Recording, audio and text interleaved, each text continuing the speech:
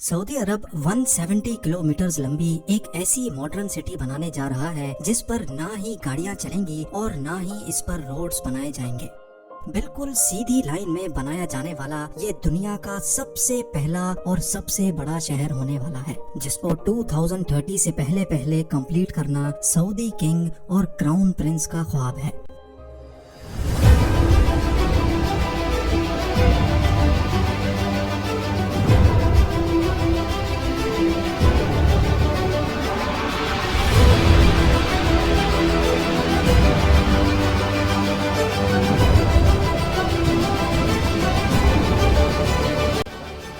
Saudi royal family दुनिया की अमीर तरीन फैमिलीज में शुमार की जाती है। अमेरिकन बिजनेस मैगजीन फोर्ब्स और विकिपीडिया के मुताबिक सऊदी रॉयल फैमिली ना मिलियन ना बिलियन बल्कि 1.4 ट्रिलियन डॉलर्स की मालिक है। लोकल करेंसी में बात की जाए तो ये अमाउंट 1050 खरब रुपयों के बराबर बनता है। अगर अभी भी आपको समझने में मुश्किल हो रही है तो आइए इसको और ज्यादा आसान कर देते हैं। Jeff Bezos, Elon Musk, Bill Gates और मार्क ज़करबर्ग के साथ साथ दुनिया के टॉप 17 बिलियनियर्स की दौलत को मिला भी लिया जाए तो फिर भी वो इस शाही खानदान की दौलत से मुकाबला नहीं कर पाएगी। सऊदी अरब के शाही खानदान की दौलत का ज्यादातर हिस्सा इनको यहाँ से निकलने वाले ऑयल की बदौलत मिला। ऑयल निकलने से पहले सऊदी अरब सिर्फ रिलीजियस टूरिज्म पर डिपेंडेंट था, लेकिन 1938 में पहली बार यहाँ ऑयल दरियाफ्त हुआ और देखते ही देखते पूरे सऊदी किंगडम का नक्शा ही बदल गया। आज सऊदी अमेरिका के बाद दुनिया का दूसरा बड़ा ऑयल प्रोड्यूसर है, जो सिर्फ एक दिन में 1 करोड़ से भी ज्यादा बैरल्स ऑयल प्रोड्यूस करके 85 कंट्रीज को सेल करता है। पर बैड न्यूज ये है कि ये सब कुछ हमेशा ऐसे नहीं चलने वाला। स्टैनफोर्ड यूनिवर्सिटी में की गई एक रिसर्च में साइंसदानों को सॉलिड एविडेंस मिले हैं कि जो क्रूड ऑयल हम पिछले 150 साल से इस्तेमाल कर रहे हैं वो अब जल्द खत्म होने वाला है। यानी जमीन के नीचे ऑयल रिसोर्सेज का दी एंड जल्द ही होने वाला है। रिसर्च में अंदाजन बताया गया है कि 2052 तक दुनिया से क्रूड ऑयल खत्म हो जाएगा या उसकी क्वांटिटी इतनी कम रह जाएगी कि उसको निकालना प्रॉफिटेबल ही नहीं रहेगा। तो आखिर 2052 के बाद सऊदी किंगडम अपना गुजारा कैसे कर पाएगी? गुजारा तो शायद हो जाए, पर ये शहाना लाइफस्टाइल कैसे बरकरार रहेगा?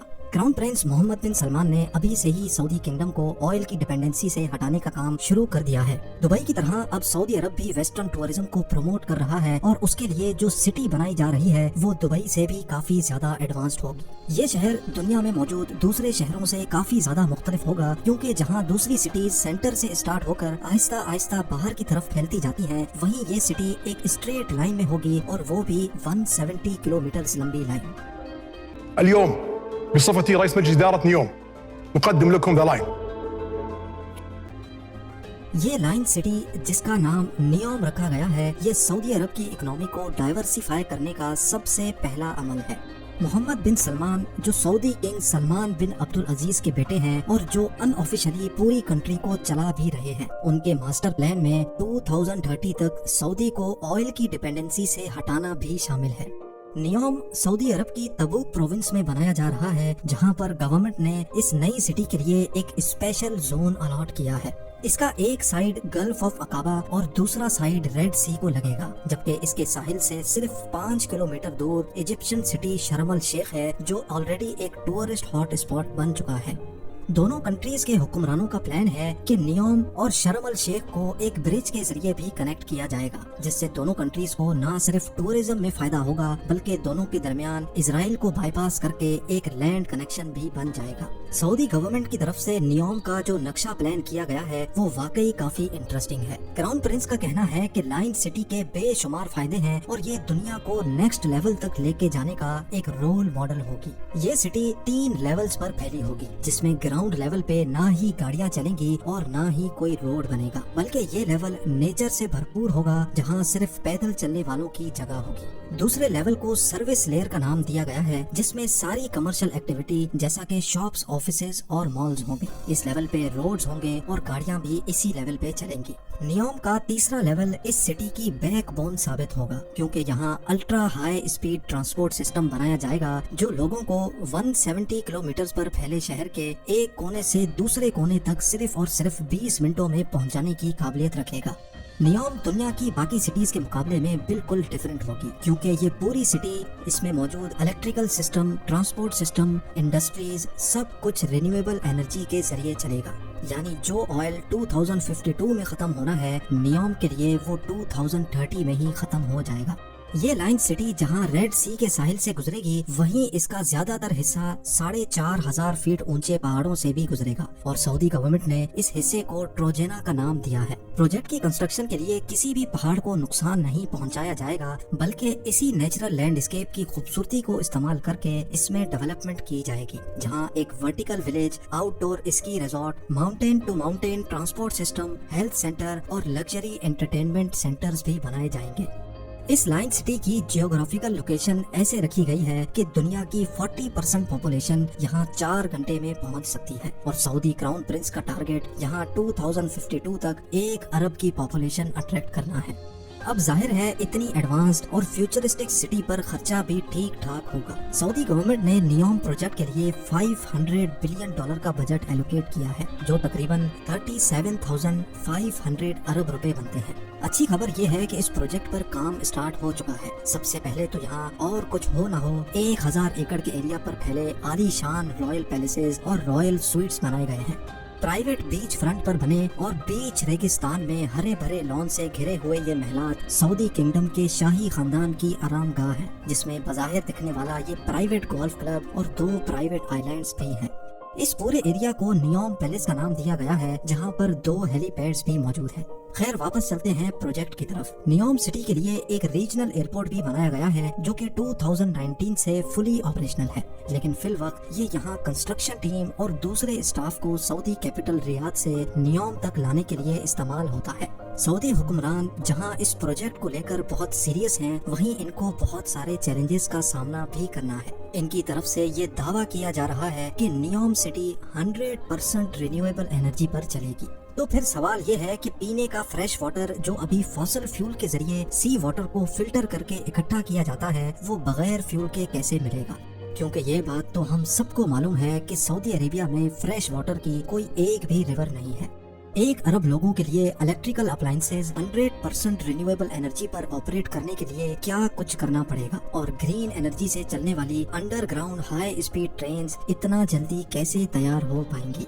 इन सब सवालों के जवाब बहुत सिंपल है। नियोम में फ्रेश वाटर जनरेट करने के लिए एक नया मेथड अप्लाई किया जाएगा। गिलास से बना एक बहुत बड़ा ग्लोब तैयार किया जा रहा है, जिसको सी वाटर से भरा जाएगा। सोलर मिरर्स के जरिए ग्लास ग्लोब को गर्म किया जाएगा और जब अंदर का पानी गर्म होकर स्टीम और फिर वाटर वेपर में कन्वर्ट होगा, तो उसको पाइप्स के जरिए बाहर निकाल लिया जाएगा। नियोम के वाटर सेक्टर के सीईओ का मानना है कि इस तरीके से हर रोज 5 करोड़ लीटर फ्रेश वाटर बनाया जा सकेगा। रिवर्स ऑस्मोसिस और डीसैलिनेशन जैसी मौजूदा टेक्नोलॉजीज के जरिए फ्रेश वाटर बनाने की कॉस्ट जहां 1000 लीटर पर $1 बनती है, वहीं ये कॉस्ट सोलर डोम में 62% तक कम होकर सिर्फ 38 सेंट्स यानी 28 रुपए रह जाएगी। अब बात करते हैं एनर्जी सेक्टर की। इस फ्यूचर मेगा सिटी की इलेक्ट्रिसिटी डिमांड्स पूरी करने के लिए 100% रिन्यूएबल सोर्स को इस्तेमाल किया जाएगा। सऊदी अरब की लोकेशन के हिसाब से यहाँ ज्यादातर गर्मी रहती है और गर्म इलाकों में विंड कंडीशंस ज्यादा बेहतर होती हैं। इसीलिए विंड टरबाइंस और सोलर की मदद से नियोम पर ऐसे प्लांट लगाए जाएंगे जो पानी और हवा को इलेक्ट्रोकेमिकल सेल के जरिए ग्रीन अमोनिया में कन्वर्ट करेंगे, जो कि एक बहुत इफेक्टिव फ्यूल है। नॉर्मल फ्यूल को जब बर्न किया जाता है तो ऐसी गैसेस प्रोड्यूस होती हैं जो पॉल्यूशन का बायस बनती हैं, लेकिन ग्रीन अमोनिया या ग्रीन हाइड्रोजन 100% रिन्यूएबल एनर्जी से बनाया जाता है। इसी वजह से इसके बर्न होने पर नुकसानदेह गैसेस प्रोड्यूस नहीं होती। फॉसिल फ्यूल की तरह ग्रीन अमोनिया को ट्रांसपोर्ट और स्टोर करना भी काफी आसान होता है। अब आ जाते हैं सबसे मेन सवाल पर, यानी अल्ट्रा हाई स्पीड ट्रेन्स, जो दुनिया में पहली बार प्रैक्टिकली नियोम में इस्तेमाल होंगी। ये high speed trains 482 kilometre per hour से ट्रेवल करके सिर्फ 20 मिनटों के अंदर अंदर लाइन सिटी के एक कोने से दूसरे कोने तक पहुंचा सकेंगी। ये ट्रेन जिस टनल में चलेगी वहाँ हैवी मैग्नेट्स लगे होंगे जो ग्रीन इलेक्ट्रिसिटी की मदद से ट्रेन को पुश या स्टॉप कर सकेंगे। साथ ही साथ ट्रेन स्टार्ट में तो व्हील पर चलेगी, लेकिन स्पीड अप होने के बाद इसके व्हील्स जमीन से 4 इंच ऊपर उठ जाएंगे और मैग्नेटिक फोर्स पर तैरती हुई ट्रेन सेम इलेक्ट्रिसिटी कंजम्पशन में ज्यादा फास्ट चल सकेगी। इस सिटी का डिजाइन बिल्कुल स्ट्रेट लाइन भी इसी वजह से रखा गया है ताकि अल्ट्रा हाई स्पीड ट्रेन को सफर के दौरान टर्न्स की वजह से स्लो ना होना पड़े। कई एक्सपर्ट्स का मानना है कि इस लेवल की फ्यूचर सिटी और इसमें यूज होने वाली टेक्नोलॉजीज को 2030 तक बनाना पॉसिबल नहीं है, लेकिन नियोम प्रोजेक्ट का विजन और इस पर की जाने वाली मेहनत से एक बात तो क्लियर है कि सऊदी किंगडम अपने फ्यूचर को लेकर काफी सीरियस है और वेस्टर्न टूरिज्म को प्रमोट करने की भरपूर कोशिश भी कर रही है। अगर आपको ये वीडियो पसंद आई है तो इसे लाइक और चैनल को सब्सक्राइब जरूर कर दें और अगर आपके पास कोई सजेशंस हैं तो कमेंट में जरूर बताएं। हमने अभी बहुत से इंटरेस्टिंग टॉपिक्स पर वीडियोस बनानी है तो आपकी सपोर्ट बहुत जरूरी है। अपना ख्याल रखिएगा, मिलते हैं नेक्स्ट वीडियो में।